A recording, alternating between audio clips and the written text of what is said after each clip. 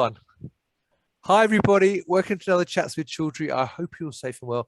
Today I'm delighted to be joined by my guests from Thermo Fisher and PPD, and we're going to be carrying on a series that I started with Thermo Fisher last year, in fact, looking at nitrosamines. So first of all, I'm joined by Jon Bardsley and Aaron Lam from Thermo Fisher. It's lovely to meet you, Jon and Aaron. Hope you're both well. Well, thank you.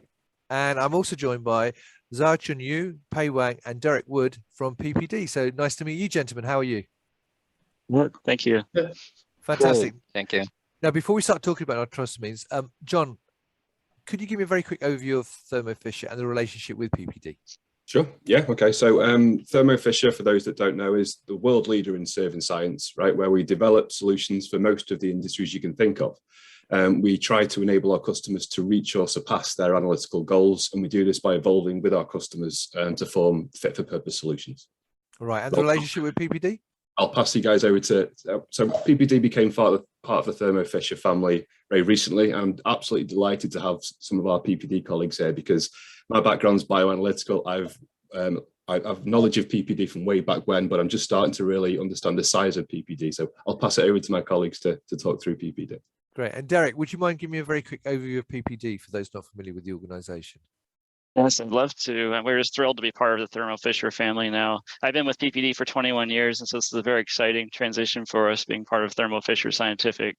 Our PPD Middleton, Wisconsin, and Athlone, Ireland sites, our GMP sites, support a broad range of GMP studies, including extractable, leachable, impurity ID, and genotoxic impurity testing, such as nitrosamines analyses, which we're talking about today. We have a large teams in both sites to support this type of work and a lot of experienced scientists in this field. Right, fantastic. So let's start then talking about nitrosamine. So my first question, this is directed at you, Xiaochun, if you don't mind, is can you give me a quick background of nitrosamine analysis for pharmaceutical products? Yes, nitrosamine, so it's nitrosamine are a class of compounds that may have high potent carcinogens. So they are categorized as one of the three category compounds for cohort of concern compounds. So that in the ICH guideline M7 for genotoxic impurities. And they are also categorized as one of the three special case compounds in USP 1663 and 1664 for the extractable leachables, which those are based on the PKI recommendation for extractable leachable studies. Right. So nitrosamine testing for pharmaceutical products have been actually around for a long time. So at least since from 1990s. So when nitrosamine were found in the rubber gasket and the seat in pressurized mid-dose inhalers. So nitrosamine are found, usually during the rubber components, the curing process, and those nitrosamine in gasket and seat that might migrate into the drug product solutions. Right. Okay. So, FDA has been testing the nitrosamine testing for pressurized mid-dose since the 1990s, and the current frenzy of nitrosamine testing began in the mid of 2018. So when nitrosamine, especially mainly dimethyl nitrosamine, was found in valsartan API. So that's the same year. So several other manufacturers across the world reported the NDMA and the NDEA in the sartan drug products. So, and late in 2019, nitrosamine was also found in other drug products that including ranitidine and the metformin products. So many products have been recorded because of the presence of nitrosamine in the products. Right. So the regulatory agency, including EMA and the FDA, request pharmaceutical companies to perform nitrosamine risk assessment and perform the confirmatory testing if needed. So and to take action to reduce the risk of nitrosamine in the drug products. Right. Does thank you for that, Xiaochun. Does anybody have anything else to add to what Xiaochun just said there? Yeah, I can add a little bit into it in that we've kind of been, monitoring the need for nitrosamine impurity at Thermo since, some of the dates that were talked about there from the really early days. And it's been interesting to see how the regulations have evolved, or at least how the interpretations of the regulations have evolved. And we're at kind of breaking point now where people need to have risk assessments and methods in place for potentially every drug that is destined for human use. And if you think of the scale of that, it's massive, right? I think we touched on this as part 2 of our nitrosamine talk. So a lot of the challenges are around not just sensitivity and selectivity, which we'll probably go into some of that later on, but it's also the sheer scale and how to actually manage this as part of a viable project.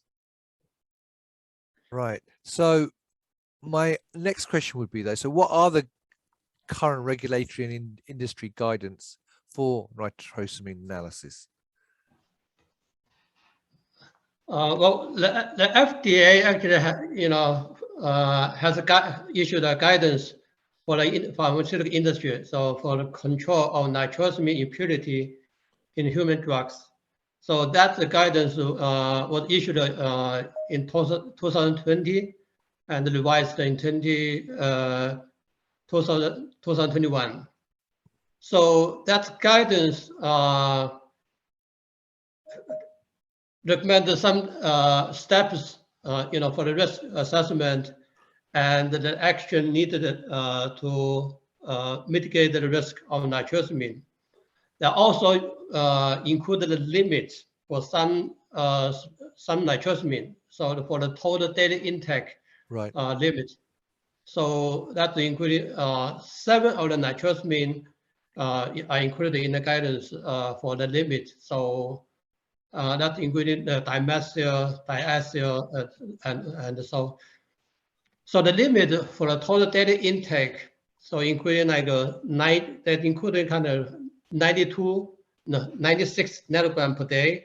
That's for like NDMA and for MMPA, and for other 4, 5, 6 nitrosamines. So the total daily intake limit is set at 26.5 nanogram per day. Right. Okay. And then also EMA also issued their own guidance. So that was issued also in June 2020. And also they have issued some question and answers for the guidance. So, and that was issued, the answer Q&A was issued publicly like also 2020, June 2020, and then last update was on as this year, actually March 2022. So that's they have included, the updated version for the Q&A. So included like 17 different nitrosamine with the total data intake limit. So that's ranging from 8 nanogram per day to some up to 13,000 nanogram per day. So depends on which nitrosamine so we are talking about. Right. Okay. That's a really comprehensive overview. Thank you for giving that, Xiaochun. Does anybody have anything to add to what Xiaochun just said there? No, yeah, I can just add. So, I mean, in terms of regulatory guidance, the FDA tends to, lead the way there. There's several LCMS based methods using Orbitrap technology. There's also the USP 1469, which was released last year, and that encompasses, ranges of technologies from GCMS MS through to, LC Orbitrap as well. So yeah, that would be the main point. And just to allude on Xiaochun's point on 8 nanograms per day, that is an exceptionally low limit of detection and requires very, very sensitive instrumentation. So currently, Orbitrap is very well suited for that because you can reach down to the low levels with very high, low ppm mass accuracy, which gives you a very confident identification and, reduction in false positive results as well. Right. Well, thanks for that, Aaron. So you mentioned methodology. So let's talk about methodologies for nitrosamine analysis. What are the methodologies for nitrosamine analysis? Well, traditionally, so nitrosamine analyzer mainly use thermal energy analyzer as the detector for nitrosamine. So that's including GCTEA or LCTEA. So like a method like OSHA method M38 and also M31 and M27. So those are all the methods that use the TEA as a detector for nitrosamines. So in the pharmaceutical industry, mostly so LCMS and GCMS have been used for nitrosamine analysis. So like LCMS, including typical LCMS, MS, and the high resolution LCMS that was included in the USP 1469. And also the GCMS, like high-spec GCMS, and you can also use direct injection GCMS. Other methods used is also include like a GCMPD for the nitrosamine testing. So like some like a EPA method, M607 and M8070. So that's all those methods has very good sensitivity in order to achieve the total data limit established by FDA and EMA. Right. Well, that leads on to my next question, which is, what are the pros and cons though of GCMS versus LCMS? Well, yeah, the GCMS and LCMS, just like I said, so it's have been mostly used, very commonly used in the pharmaceutical industry Sure. for the nitrosamine testing. So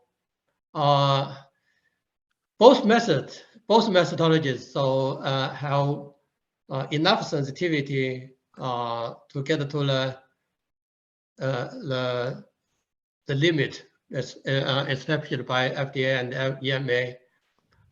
One thing that I have our client frequently said it about the GC method.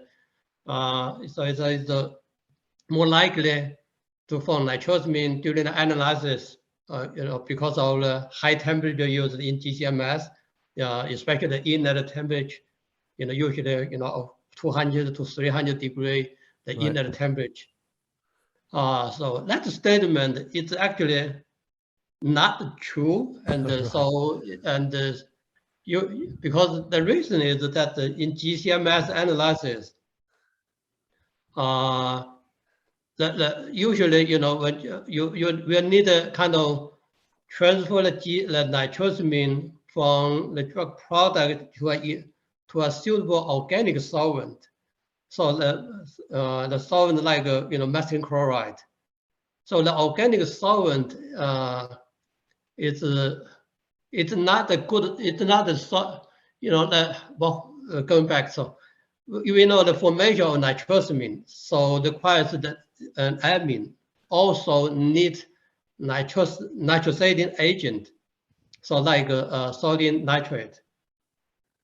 So the organic solvent like methylene chloride. So the nitrosating agent like sodium nitrate will not be soluble in those organic solvent. Right. So when doing the sample preparation, so you will not have the nitrosating agent dissolved in the final testing solution. So there's no, the chance of actually forming nitrosamine during the analysis is actually minimum. So. Right. Okay. Does anybody? Sorry, you're going to say something else. My Well, apologies. So other things you need to consider for the nitrosamine testing. So LCMS is more suitable, for a wide range of nitrosamine. Right. That's including from the small molecules nitrosamine like NDMA, NDEA, to relatively large molecules nitrosamine formed from API. And sample preparation usually are more straightforward because the LCMS using aqueous solvent. But the testing solution, because it's the drug product most just dissolved in some organic solvent. So the matrix may be also included in the testing solution that may complicate the testing. Right. But GCMS, so GCMS it's just suitable for the volatile and the semi-volatile nitrosamines. So GCMS is not suitable for some of the relatively large molecule nitrosamine. So if they don't have sufficient volatility for GCMS. But the GCMS are more powerful in separation. So it's that minimizes any interference from the drug product matrix. Also, GCMS analysis that usually include like liquid extraction or solid phase extraction to transfer the nitrosamine into the suitable organic solvent. So that's the kind of clean up the testing solution and reduce the risk of product metrics for complicating the nitrosamine testing. Right. Okay. Gentlemen, anything to add to what Xiaochun just said? I would just completely agree. I think he hit the nail right on the head. Both techniques are suitable in terms of the levels they can get to. They've got great selectivity in the mass spec, whether it be triple quad or whether it be high resolution, accurate mass. The key, I think, there lies in the statement where we talked about the applicability, right? So LC is a bit more universal, right? It's if you want to future-proof yourself, it's probably the way forward. But during your risk assessments, if you're looking at particular compounds that are GC amenable, the efficiency of GC versus LC is just huge. So you get fantastic peak shape, you get better separation, taller peaks. Some of the sensitivity can be achieved by GC, is higher than it is through LC. So if real push towards sensitivity of GC amenable compounds is all you're interested in, that would be the route I would go. If you're trying to future-proof yourself and you want to look at a much wider range, you're kind of fixed to LC. Ideally, we'd have both and have them as complementary techniques, right? That would be the dream. But I know not every lab can have 2 rows of different equipment all in one go. Right. Anybody else want to add anything before we move on to the next question? No. Real quick, I might. You're on mute, Derek. You've put it back there. Yeah. Just wanted to note that that's a really great point about the dual approach. So I think one thing that our laboratories do support and have a great capacity for, it helps to broaden our capacity for supporting of this type of testing is our extensive GCMS as well as LCMS. Even before the PPD was acquired by Thermo Fisher Scientific, we did acquire a high-res accurate mass Orbitrap GCMS that's being set up and qualified currently, and so that will also help us to grow our GCMS capabilities in this area. So for certain types of nitrosamines, as Xiaochun was saying, and John, I think it's really something to consider for going with the GCMS approach. But also we have extensive LCMS capabilities as well, of course, and supported many studies in that with that technology too. Fantastic. I also think having orthogonal approaches as well, gives you ultimate confidence, right? So if you want to, really confirm a result, then having the GCMS and LCMS agreeing is really important, because the consequences of batch recalls and patients not getting medicine. So it's really high stakes, shall we say? Right. Okay. Yeah. One thing I want to add is actually, nitrosamine testing. So one challenge is false positive. So because there's no blank sample that you know there's no nitrosamine. So if you get a peak that in the GCMS or LCMS analysis, how to confirm it's actually not a false positive, it's true nitrosamine, not a false positive. So that in those cases, so the high resolution LCMS or high resolution GCMS, so it will be very helpful to confirm that the nitrosamine peak you are detecting is the true nitrosamine, not false positive. Right. Okay. Thank you for that, Xiaochun. So, Pei Wang, Xiaochun mentioned sample prep. So let's talk about that. What are the top considerations for sample preparation during nitrosamine testing? For sample preparation, like Xiaochun mentioned, not like the GCMS method. Sample preparation for an LCMS analysis normally is simpler. So the goal is to have the sample preparation, to solubilize the target, analyze, and produce a sample that is suitable for the HPLC, based analysis. So I'm mainly talking about the LCMS method part. So while for nitrosamines analysis, normally extra care is needed. As we know, the commonly known nitrosamines, which if I say commonly known nitrosamines, is mainly about the small molecular ones, like the NDMA and the NDEA. Normally they have very small molecular weight, like NDMA have a molecular weight of only 74 Dalton. Right. And many of those nitrosamines are volatile. So which means exposure of those nitrosamines to evaporating conditions, such as liquid-liquid extraction, evaporation, and reconstitution. This may lead to problems with recovery. So one of the top consideration in our LCMS analysis for those commonly known small molecular nitrosamines is to avoid the evaporating conditions during the sample preparation. So Right. that will help us to avoid the underestimate of the amount of nitrosamines in those pharmaceutical drug product or substance. So that's about the commonly known nitrosamines. Well, for the nitrosamines, which is related to the APIs or excipients, so the top consideration during sample preparation will be avoiding of any potential formation of nitrosamines during the sample preparation, because as Xiaochun mentioned, introduce of those nitrosamines during the sample preparation may cause false positive result, and we definitely don't want to, induce or generate any additional nitrosamines to the sample. So, and if you look at the articles, it has been proved that at acidic conditions, trace amount of nitrate will react with the secondary amine groups to generate the nitrosamine impurities. So in most cases, so we want to, during the sample preparation for an LCMS analysis, we want to avoid using of those acidic diluent or solutions during the sample preparation. So to simplify the considerations during sample preparation, so the first thing, we don't want to lose the nitrosamines. So we want to avoid evaporating conditions during the sample preparation. Yeah. And in the meantime, we don't want to generate additional nitrosamines during sample preparation. So we want to avoid the in situ formation of nitrosamines. So that's the one of the two major considerations during my nitrosamines testing practice. Thank you. Has anybody else got anything to add to what Pei just said? Yeah, I've got one. So obviously, we mentioned about false positives, and these can also be introduced through manual prep errors as well. So, we have a heavy focus towards automation now. So automated liquid extraction workflows using the Tri+ RSH, which can be used online with the GC Exploris or GC triple quads.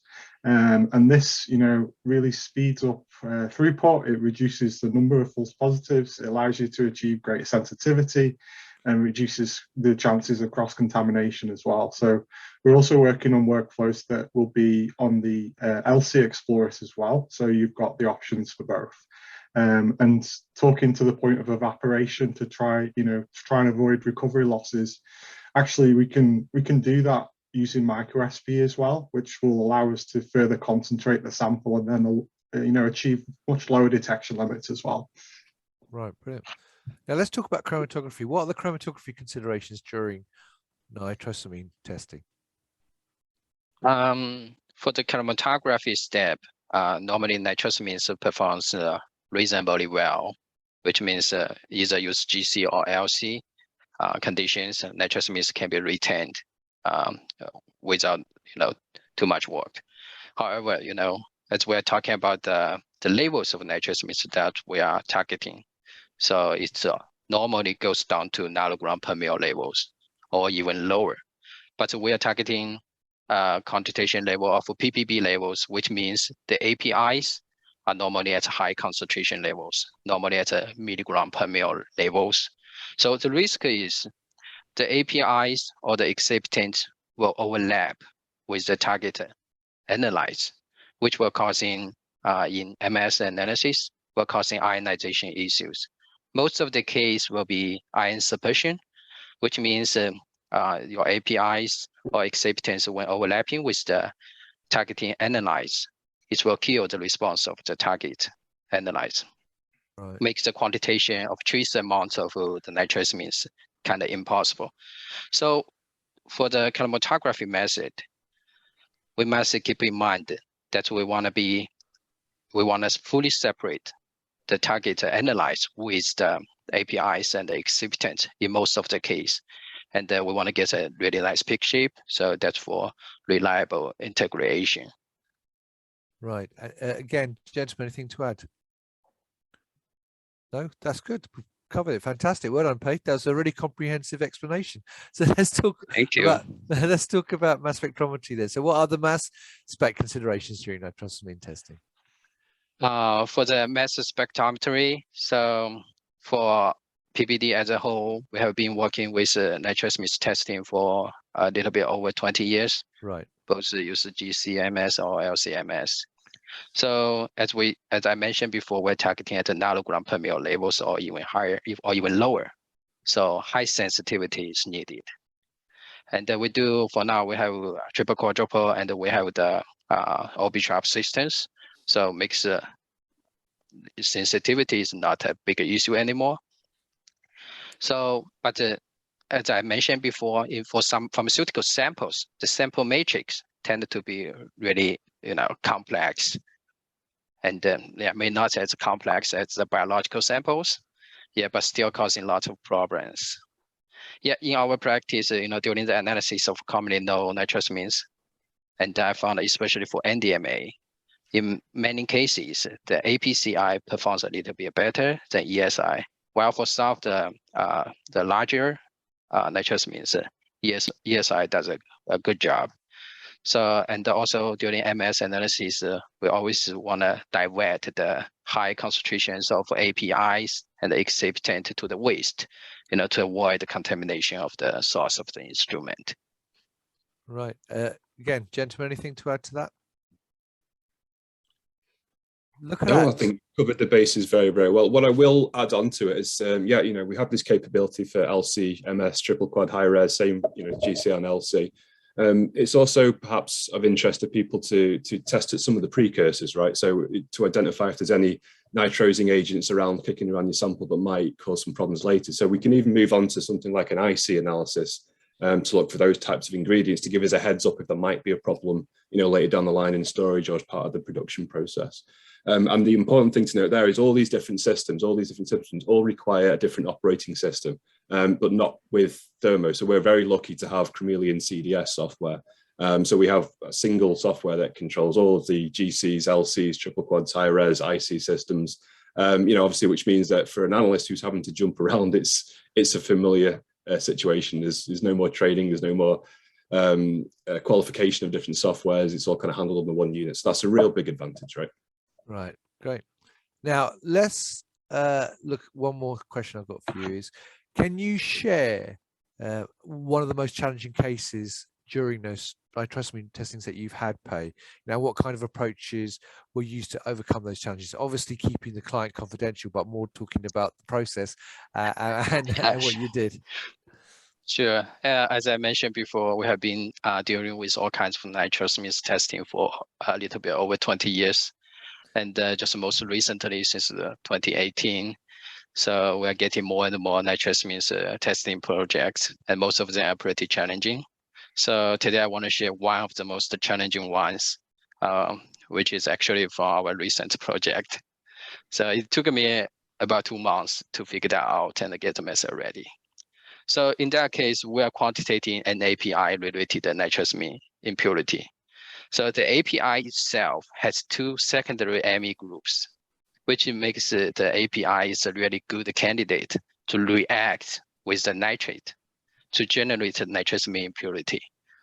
So we got the impurity synthesized through a third party, and we got the standard.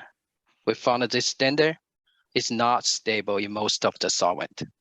It's not stable in the water, not stable in the methanol, and not stable in like a water methanol mixture, but it's stable in acidic condition.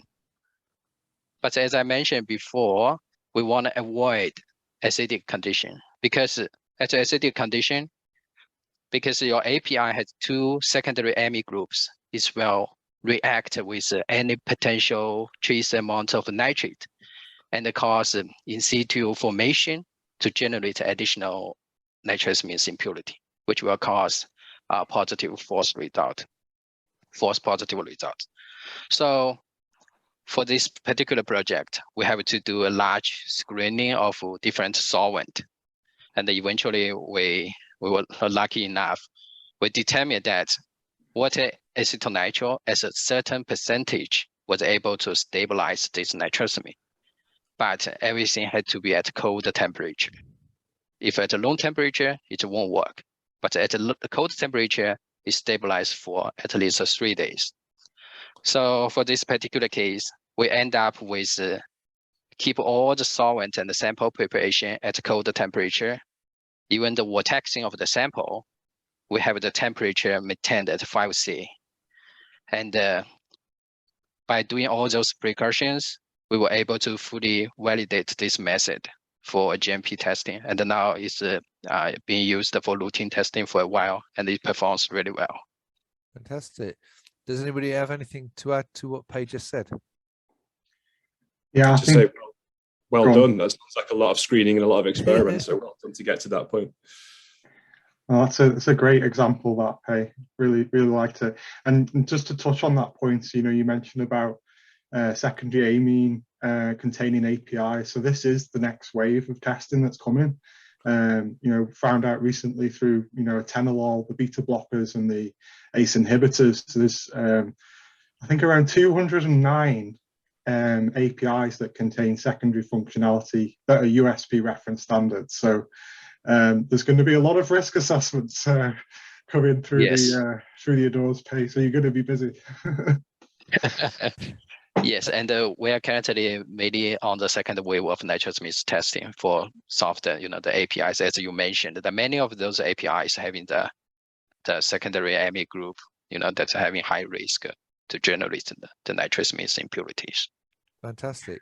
Right. And just to add on addition to that, so there has been a case of where tertiary amine containing API was affected, but doing like a deeper dive into that, obviously it doesn't contain alpha hydrogen, so it can't form nitrosamines directly, but there are impurities within the API manufacturing route that contain secondary amine functionality, and therefore the alpha hydrogen, which can get nitrosated. So there will be a requirement to test not only the secondary amine containing APIs, but also the tertiary ones as well, of which there is another 209 compounds in the USP reference standard list. So, brilliant.